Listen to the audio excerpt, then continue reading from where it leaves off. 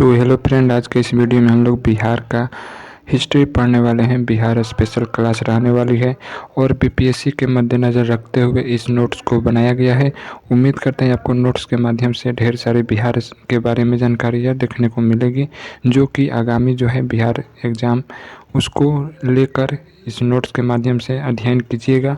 आपका 100% प्रश्न लड़ने की गारंटी देता हूँ। यहाँ पे शुरुआत करते हैं पहला टॉपिक के साथ। बिहार है, इसका सामान्य परिचय देखेंगे। सबसे पहले आपको इसका शॉर्ट नोट्स बता देते हैं, फिर उसके बाद फुल नोट्स देखिएगा। तो यहाँ पे अभी आप लोग को बता दें, जो आप लोग वर्तमान बिहार मैप में देखते हैं तो वह जो बिहार है पहले बिहार नहीं था, वह विहार कहा जाता था। विहार कहा जाता था। बिहार की उत्पत्ति हम लोग समझ रहे हैं। और विहार के शब्द की जो हमें ज्ञान मिला है, कहाँ से मिला है, तो शतपथ ब्राह्मण ग्रंथ से, जो कि आपका यजुर्वेद का ब्राह्मण ग्रंथ है। इसमें विहार इसलिए प्रयोग हो रहा था क्योंकि हमारा वर्तमान बिहार पहले के प्राचीन समय में यहाँ पे बौद्ध भिक्षुक बहुत अधिक मात्रा में रहते थे और उनके रहने के स्थान को बौद्ध मठ कहा जाता है। और बौद्ध मठ एक तरह से विहार शब्द से ही बना है। यानी कि बिहार की उत्पत्ति कहाँ से हुई आप लोग को पता चल गया होगा। प्राचीन समय में हमारे बिहार के क्षेत्र पे अत्यधिक संख्या में बौद्ध भिक्षुक रहते थे। उनके मठों को विहार नाम से जाना जाता है। तो बौद्ध निवास स्थान को ही विहार कहते हैं। पहली बात तो यहाँ से हमें बिहार की उत्पत्ति हुई थी। और दूसरी बात, आपको बिहार की जो है उत्पत्ति एक किताब से हुई है, जिस किताब का नाम है तबकाते नासिर। यह किताब जो है तबकाते नासिर किसके द्वारा लिखा गया है? मिन्हाजे सिराज द्वारा। इसमें क्या बात लिखा गया है बिहार के बारे में, तो यहाँ पे बता दें, मिन्हाजे सिराज जो लेखक है उन्होंने बिहार के बारे में इस बात को दर्शाए हैं इस किताब के ज़रिए कि बिहार को जीतने वाले सबसे पहला जो है मुस्लिम तुर्क बख्तियार खिलजी हैं। यानी कि बिहार को जीतने वाला पहला मुस्लिम बख्तियार खिलजी मिन्हाज सिराज ने अपने किताब तबकाते नासिर में प्रयोग किए हैं, लिखे हैं। तो यहाँ से हम लोग 2 पॉइंट इम्पोर्टेंट है, 2 पॉइंट को नोट करना चाहते हैं तो कर लीजिए, या याद करना चाहते हैं तो याद भी कर सकते हैं।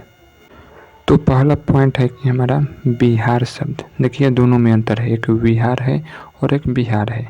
तो पहला शब्द है बिहार शब्द का हमारा जो है पहला उत्पत्ति कहाँ देखने को मिली? तबकाते नासिर किताब में, जो कि मिन्हाज सिराज द्वारा लिखा गया था कि बिहार को पहला मुस्लिम जीतने वाला था बख्तियार खिलजी। दूसरा है विहार शब्द। विहार शब्द का जो है हमें नॉलेज शतपथ ब्राह्मण ग्रंथ से मिलता है।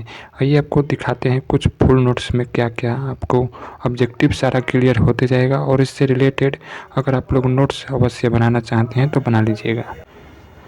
तो यहाँ पे बिहार का सामान्य परिचय स्टार्ट होता है फाइनली, जिसमें पहला जो है पॉइंट, प्राचीन काल से ही हमारा जो है बिहार की जो है हिस्ट्री, इतिहास गौरवशाली रहा है।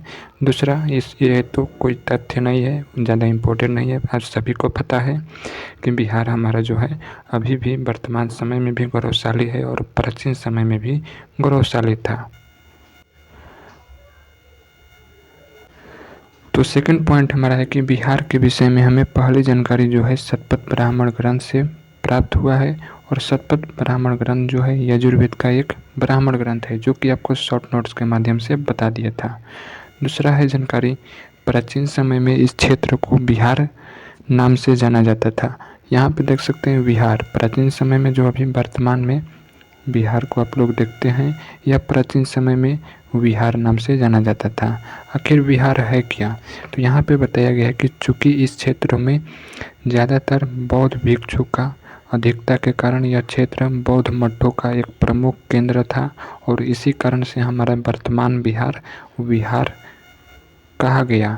वर्तमान बिहार को बिहार कहा जाता था और उसी को लेकर अभी तक हम लोग बिहार इसमें नाम से जाना जाता है। यहाँ पे नेक्स्ट है एक फैक्ट है। यहाँ पे फैक्ट आपको याद रखना है कि 12वीं सदी के दौरान भारत पे कई तुर्की आक्रमण हुए और इस काल में बिहार जीतने वाला पहला तुर्की जो है शासक बख्तियार खिलजी के विषय में हमें जानकारी होती है 12वीं सदी के इर्द गिर्द में।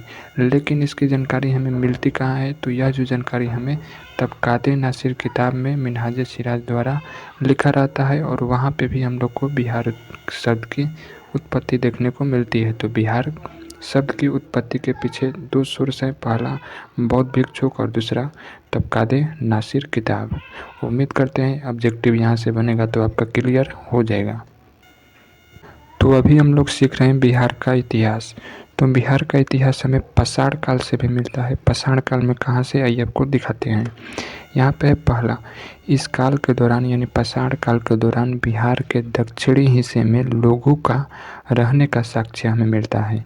यानी कि हमारा जो है पूरा पाषाण काल से ही, यहाँ पे पूरा पाषाण काल से ही हम लोग का बिहार इतिहास के बारे में जानकारियाँ मिलती है, क्योंकि बिहार के दक्षिणी क्षेत्र में ऐसा कुछ बताया जा रहा है कि साक्ष्य प्राप्त हुआ है। और जैसा कि आप लोग पता होगा, एक जेठियन नाम का जगह है जो कि गया डिस्ट्रिक्ट में पड़ता है, वर्तमान में गया जी नाम हो गया है।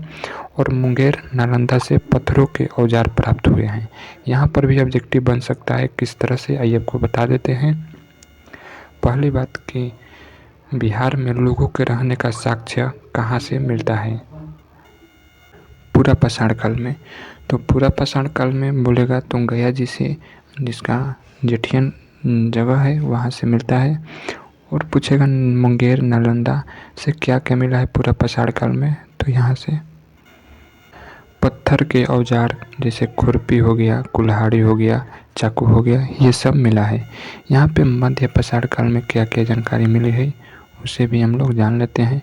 तो इस काल के दौरान जो है मुंगेर जिले में, कहाँ पे, मुंगेर जिले में मानव निवास का साक्ष्य मिला है। यानी मध्य पाषाण में मुंगेर से, और पूरा पाषाण काल बोलेगा तो जेठियन गया से।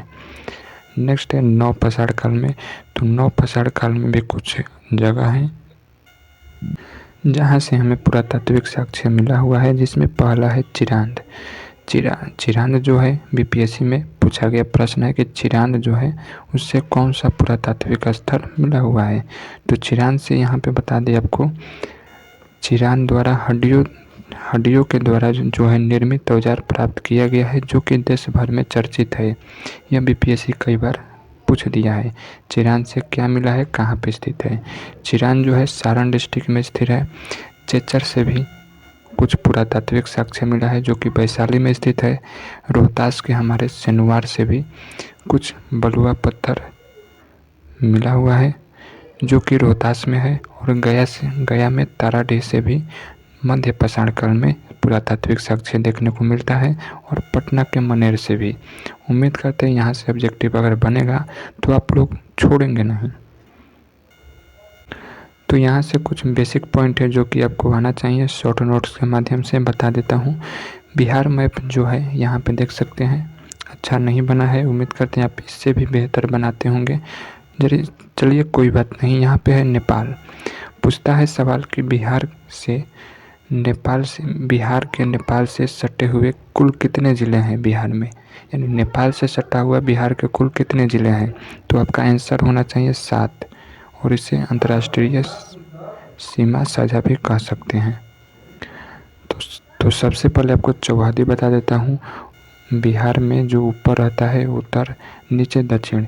तो उत्तर में होता है नेपाल, दक्षिण में झारखंड, पूर्व में पश्चिम बंगाल और पश्चिम में उत्तर प्रदेश। अभी इन्हीं से सवाल बन सकता है कि नेपाल से सटे हुए कुल कितने डिस्ट्रिक्ट हैं, कौन कौन से हैं। यहाँ पे पूर्व में पश्चिम बंगाल से सटे हुए कुल कितने डिस्ट्रिक्ट हैं, कौन कौन से हैं। यहाँ पे उत्तर प्रदेश से सटे हुए कुल कितने डिस्ट्रिक्ट हैं, कौन कौन से हैं। या दक्षिण में झारखंड से सटे हुए बिहार से कुल कितने डिस्ट्रिक्ट हैं, उसका नाम बताएं। तो बारी बारी से जान लेते हैं, ज़्यादा देर न करते हुए भी। दूसरे पे अररिया, तीसरे पे सुपौल, चौथे पे मधुबनी, सीतामढ़ी, पूर्वी चंपारण, पश्चिमी चंपारण। इसको याद कैसे रखेंगे, तो 4 गो नाम एक साथ याद रखिए। किशनगंज, अररिया, सुपौल। किशनगंज, अररिया, सुपौल 3 गो नाम। मधुबनी, सीतामढ़ी 2 गो नाम एक संग। किशनगंज, अररिया, सुपौल, मधुबनी, सीतामढ़ी, और 2 गो है पूर्वी चंपारण, पश्चिमी चंपारण। तो उम्मीद करते हैं आपको याद हो गया होगा, जैसे भी आप लोग याद कीजिए। नेक्स्ट है कि जो पूर्व में यानी पश्चिम बंगाल से कुल कितने डिस्ट्रिक्ट सटे हुए हैं, उनका नाम बताएं। तो पश्चिम बंगाल से 3 डिस्ट्रिक्ट सटे हुए हैं, किशनगंज, पूर्णिया, कटिहार। टोटल कितना, किशनगंज, पूर्णिया, कटिहार। यानी ऐसे भी सवाल पूछ सकता है कि पूर्व दिशा में कौन कौन से डिस्ट्रिक्ट हैं बिहार के, तो किशनगंज, पूर्णिया, कटिहार। यहाँ पे पूर्व हो ही गया, एक बचा है पश्चिम और एक दक्षिण। तो पश्चिम में कौन सा है, तो पश्चिम में उत्तर प्रदेश से टोटल 8 डिस्ट्रिक्ट सटे हुए हैं। इस पर रोहतास, कैमूर, बक्सर, भोजपुर। ऐसे ऐसे याद रखना है, दो दो नाम, रोहतास, कैमूर, बक्सर, भोजपुर, सारण, सिवान, गोपालगंज, पश्चिमी चंपारण। ये हो गया यूपी से। नेक्स्ट है दक्षिण, यानी कि झारखंड से भी सटा हुआ है, तो इससे भी टोटल 8 डिस्ट्रिक्ट सटे हुए हैं। कटिहार, भागलपुर, बांका, जमुई, नवादा, गया, औरंगाबाद, रोहतास। उम्मीद करते हैं ये डाउट भी आपका क्लियर हो गया होगा। इस वीडियो को दोबारा अवश्य देखना, तभी आपको अच्छे से बेहतर ढंग से समझ में आएगी और नोट्स भी बनाने का प्रयास करेंगे। इसके बाद आपको दिखाते हैं, तो यहाँ से हम लोग का जो है बिहार का सामान्य परिचय हुआ है ख़त्म। अभी पूरा नहीं, थोड़ा सा केवल जो है सामान्य परिचय खत्म हुआ है और वैदिक काल स्टार्ट हो गया है। तो यहाँ से वैदिक काल के जो स्टार्टिंग पॉइंट है 100 BC से लेकर 600 BC तक। और वैदिक काल के बारे में क्या है फैक्ट, पहले शॉर्ट नोट्स के माध्यम से समझ जाइए। सबसे पहले आर्यों का इतिहास कहा जाता है वैदिक काल। वैदिक काल से ही पता चलता है हमें विश्व का पहला गणतंत्र लिच्छवी है। यहाँ पे मगध के भी बारे में जानकारी मिलती है अथर्ववेद में। ये शॉर्ट नोट्स है, इसके बारे में फुल नोट्स भी आपको दिखाऊंगा। फिर जो आर्य आए थे वैदिक काल में, और वैदिक काल में आर्यों का पता चलता है जो कि उत्तर भाग में बिहार के रहे थे। और वैदिक काल को 2 भागों में जानते हैं, पहला ऋग्वेद, दूसरा उत्तर वैदिक काल। और बिहार के लोगों के जो है ऋग्वेद में किकट कहा गया है। और यह जो है उत्तर वैदिक काल की जानकारी शतपथ ब्राह्मण ग्रंथ में विदेह जनक नाम से मिलती है। यानी कि इसके बारे में अब अध्ययन करने वाले हैं वैदिक काल। अमूमन जानकारी प्राप्त कर लिए कि वैदिक काल में क्या क्या पढ़ने वाले हैं, ये सारा टॉपिक आपका क्लियर हो जाएगा। तो फिर यहाँ पे महाजनपद 600 BC से हम लोग का स्टार्ट हो जाता है, जो कि अंगुत्तर निकाय से जानकारी मिलती है 16 महाजनपद की। महाजनपद की संख्या 16 होती है। और 3 महाजनपद जो है बिहार में है, जिसमें पहला नाम है वाजी, जिसको वर्तमान में वैशाली डिस्ट्रिक्ट के नाम से जानते हैं। दूसरे पे है मगध, जो कि वर्तमान समय में पटना, जहानाबाद, नवादा, गया, औरंगाबाद डिस्ट्रिक्ट से मिलकर बना हुआ है मगध। अंग जो है मुंगेर और भागलपुर वर्तमान जिले को मिलाकर बना था अंग और मगध महाजनपद। तो यह जो है मगध महाजनपद यहीं आपका मेन इम्पोर्टेंट है, जो कि हम लोग अध्ययन करने वाले हैं। तो उम्मीद करते हैं आपको समझ में आ रहा होगा किस तरीक़ा से हम लोग बिहार का हिस्ट्री सीख रहे हैं, समझ रहे हैं, अपने समझ को विकसित कर रहे हैं। यहाँ पे देखिए फुल नोट्स में क्या क्या बताया गया है वैदिक काल के दौरान बिहार की स्थिति के बारे में। तो पहला बात, वैदिक काल के 2 चरण हैं, यानी कि वैदिक काल को 2 भागों में बांट दिया गया है, जिसमें पहला है ऋग वैदिक काल, दूसरा है उत्तर वैदिक काल। यहाँ पे है जो पहला वैदिक काल में लोगों के रहने का प्रमाण हमें शतपथ ब्राह्मण से प्राप्त होती है। और इस ग्रंथ के अनुसार लोग विदेह, यानी विदेह जो है वर्तमान में सीतामढ़ी और मधुबनी में रहते थे। यानी कि वैदिक काल से हमें लोगों का रहने का साक्ष्य मिलता है, जो वर्तमान समय में सीतामढ़ी डिस्ट्रिक्ट और मधुबनी डिस्ट्रिक्ट है, इन दोनों को मिला के विदेह नाम से जाना जाता था। और इसके अंतर्गत लोगों को रहने का जानकारी मिलती है। और इसी प्रदेश के राजा जनक के विषय में भी जानकारी मिलती है, जो कि सीता माता के, आप लोग समझ रहे होंगे, पिता हैं। तो यहाँ से जो ऑब्जेक्टिव बनेगा आप लोग जानकारी प्राप्त कर लिए, ऑब्जेक्टिव का आंसर दे सकते हैं। आइए आपको बताते हैं स्क्रॉल करके नीचे विदेह क्षेत्र के बारे में। देखिए विदेह तो पता चल गया कि मधुबनी, सीतामढ़ी जो वर्तमान में है, इन दोनों को मिला के विदेह नाम से जाना जाता था। आखिर यह किस जो है क्षेत्र में पड़ता है, तो बिहार के जो है तिरहुत क्षेत्र में। कहाँ पे, वर्तमान बिहार के तिरहुत जो प्रमंडल है उस क्षेत्र में पड़ता है। नेक्स्ट है नेक्स्ट है शतपथ ब्राह्मण ग्रंथ। यजुर्वेद का एक ब्राह्मण ग्रंथ है जो कि हम लोग पहले ही जान चुके हैं, इसमें कोई बड़ी बात नहीं है। नीचे पढ़ते हैं। अथर्ववेद में मगध क्षेत्र का जिक्र किया गया है जो कि मोस्ट इम्पोर्टेंट है। आप लोग इसे नोट भी कर सकते हैं कि पहला जो है मगध क्षेत्र का जिक्र किस वेद में हुआ है। तो इस मगध क्षेत्र का जो है हमारा जिक्र अथर्ववेद में किया गया है।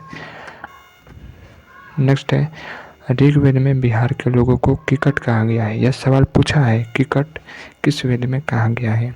तो ऋग्वेद में बिहार के लोगों को किस नाम से संबोधित किया गया है, तो यहाँ पे किकट बोला गया है और जिसका अर्थ होता है निम्न जाति का लोग। यानी कोई लोग होंगे जो कि बिहार के लोगों को किकट नाम से संबोधित किए थे और किकट का अर्थ होता है निम्न जाति के लोग। यहाँ पे है नेक्स्ट। तो यहाँ पे जो है वैदिक काल के दौरान जो है विदेह इस समय जो मधुबनी सीतामढ़ी क्षेत्र से जानते हैं, जो प्राचीन समय था वैदिक काल के समय, यह किस क्षेत्र के नाम से और भी जाना जाता था। यहाँ पे देख सकते हैं मिथिला, लिच्छवी इत्यादि उत्तर बिहार के प्रमुख क्षेत्र थे। इस समय इस तरीक़ा से बिहार का विभाजन हुआ था जो कि वर्तमान समय में कई डिस्ट्रिक्ट हो गए हैं और इन डिस्ट्रिक्ट के नाम से जानते हैं। लेकिन पहले इस तरीक़ा से डिस्ट्रिक्ट का डिस्ट्रीब्यूट नहीं किया गया था बल्कि महाजनपद में डिस्ट्रीब्यूट किया गया था। कई डिस्ट्रिक्ट को मिला के महाजनपद का निर्माण हो रहा था। तो आप लोग समझ रहे होंगे बिहार का हिस्ट्री। तो यहाँ से हम लोग का महाजनपद काल स्टार्ट हो गया है। कल के लेक्चर में महाजनपद काल का नोट्स हम लोग पढ़ने वाले हैं, जानकारी इकट्ठा करने वाले हैं। अपने नोट्स के माध्यम से एक एक पॉइंट को नोट किया हूँ दोस्तों, आप लोग ज़रूर इसे देखिएगा। अगर बिहार एग्ज़ाम की तैयारी में लगे हुए हैं, कोई भी बिहार एग्ज़ाम, क्योंकि आपको बता दें शुरू में यह बीपीएससी प्रीलिम्स के लेकर नोट्स बनाया हूँ। इसमें कल जानेंगे महाजनपद काल से आगे। तो उम्मीद करते हैं आपको जानकारी अच्छी लगी होगी। तो जाते जाते एक सवाल का जवाब कमेंट बॉक्स में देते जाना है कि बिहार शब्द की जो है उत्पत्ति तबकाते